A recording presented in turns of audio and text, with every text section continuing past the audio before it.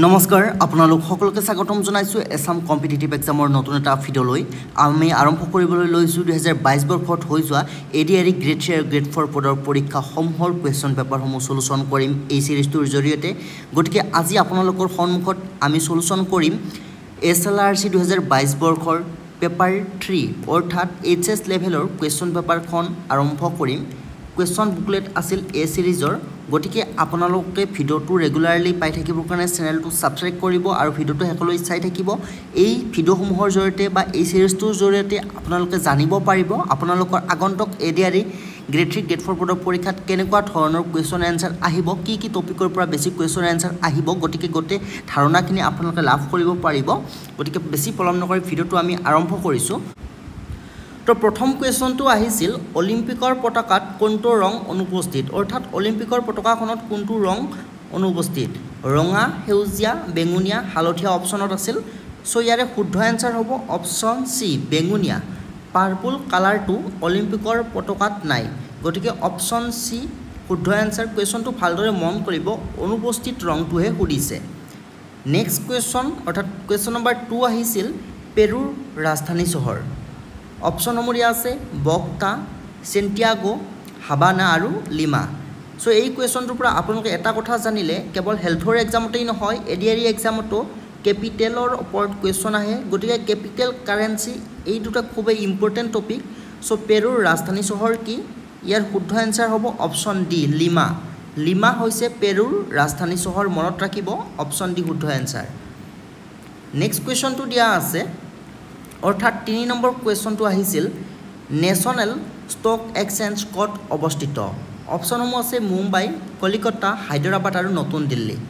so ইয়াৰ শুদ্ধ answer হ'ব option এ national stock exchange মুম্বাইত অৱস্থিত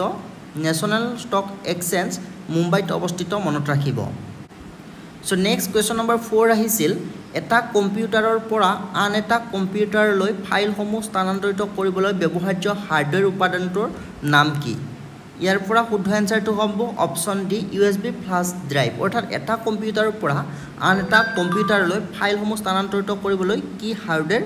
ব্যৱহাৰ কৰা হয় সো ইয়াৰ শুদ্ধ আনসাৰটো হৈছে option D USB flash drive option D শুদ্ধ আনসাৰ সো নেক্সট কোৱেশ্চনটো আহিছিল 5 নম্বৰ কোৱেশ্চন উত্তৰ ভাৰতৰ হিন্দু গাঙ্গেয় সমতল ভূমিক দক্ষিণ ভাৰতৰ স্থিত দাক্ষিণাত্য মালভূমিৰ পৰা পৃথক কৰা পৰ্বতমালাটিৰ নাম কি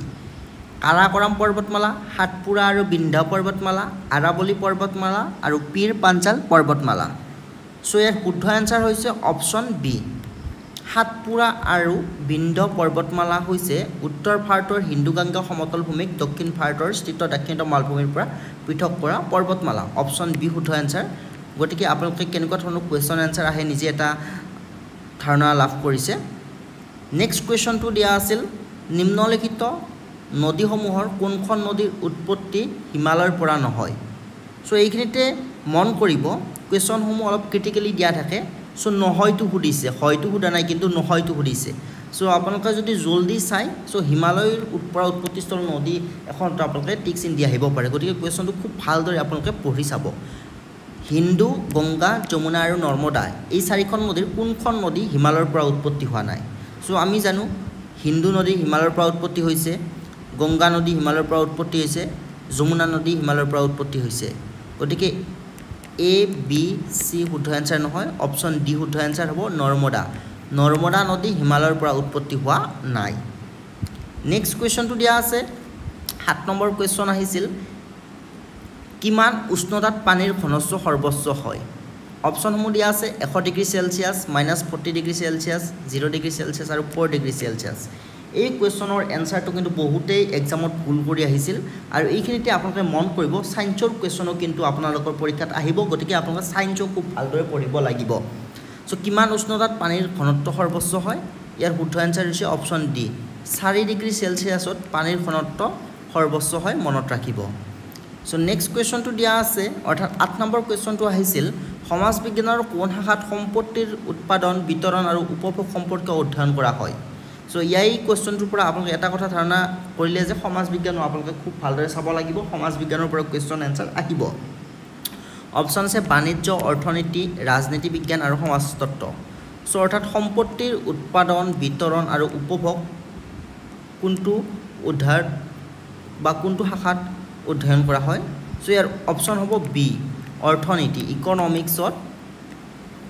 সম্পত্তিৰ উৎপাদন বিতৰণ আৰু উপভোগ সম্পৰ্কীয়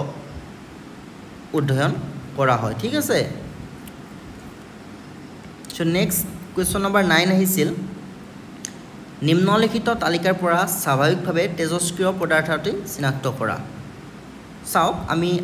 9টা কোৱেশ্চন আলোচনা কৰিলো ইয়াৰে কিন্তু 9টাৰ ভিতৰত দুটাই সায়েন্সৰ কোৱেশ্চন পাইছো গতিকে সায়েন্স এটা important topic so plutonium germanium osmium আৰু কেডমিয়াম ইয়াৰ শুদ্ধ আনসাৰ হ'ব অপচন এ টু শুদ্ধ আনসাৰ হ'ব প্লুটোনিয়াম প্লুটোনিয়াম হৈছে এটি সাধাৰণভাৱে তেজস্ক্ৰিয় পদাৰ্থ বা স্বাভাৱিকভাৱে তেজস্ক্ৰিয় পদাৰ্থ অপচন এ প্লুটোনিয়াম ঠিক আছে সো নেক্সট কোৱেশ্চনটো দিয়া আছে কোৱেশ্চন নম্বৰ 10 ভলিবল কোৰ্টত প্ৰতিটো পক্ষত কিমানজন খেলুৱৈ থাকে ঠিক আছে এটা ভলিবল কোৰ্টত প্ৰতিটো পক্ষত কিমানজন খেলুৱৈ থাকে 5 7 6 8 সো ইয়াৰ শুদ্ধ আনসাৰ হৈছে 6 জন প্ৰতিটো পক্ষত 6 জনকৈ খেলুৱৈ থাকে টোটাল 12 জন খেলুৱৈ থাকে ভলিবলত মনত ৰাখিব সো আজিৰ এই ক্লাছত আমি মাত্ৰ 10টা কোৱেশ্চন আলোচনা কৰিলো যেটো সময় যথেষ্টখিনি হৈছে অহাকালিৰ পৰা আমি 20টা 30টা কোৱেশ্চন আনসাৰ আৰু আলোচনা কৰিবলৈ চেষ্টা কৰিম আজি সিৰিজটো আমি আৰম্ভ কৰি থলো যেটো বহুত দিন ভিডিও দিয়া হোৱা নাছিলে সময় উলিয়াই আমি এই সিৰিজটো কন্টিনিউ কৰিম গতিকে আপোনালোকে চেনেলটো সাবস্ক্ৰাইব কৰি ৰাখিব যাতে ভিডিওসমূহ সময়তে পাব পাৰে লগতে আপোনালোকক জনাব বিচাৰিছো আপোনালোকে যিসকলে এতিয়াও আমাৰ গাইডবুকখন ডাউনলোড কৰিলা নাই ডাউনলোড কৰি ল'ব কাৰণ আগন্তুক পৰ্ডৰ পৰীক্ষাত আপোনালোক যথেষ্টখিনি লাভান্বিত হ'ব পাৰিব এইখন গাইডবুকৰ পৰা যোৱা বছৰ হৈ যোৱা পৰীক্ষাত যথেষ্টখিনি কোৱেশ্চন আনসাৰ কমন আহিছিল গতিকে আপোনালোকে যদি নিজকে এই পৰীক্ষাটিত ভাল নম্বৰ লৈ আপোনালোকে কোৱালিফাইড হ'ম বুলি ভাবিছে তেতিয়াহ'লে এইখন গাইডবুকৰ জৰিয়তে খুব ভালদৰে প্ৰেক্টিছ কৰিব পাৰিব ডাউনলোড লিংক ডিসক্ৰিপচন বক্সত দিয়া আছে সেই লিংকত ক্লিক কৰি আপোনালোকে ডাউনলোড কৰি মোবাইলতে প্ৰেক্টিছ কৰিব পাৰিব সো বেছি পলম নকৰি ভিডিওটো শেষ কৰিছো ধন্যবাদ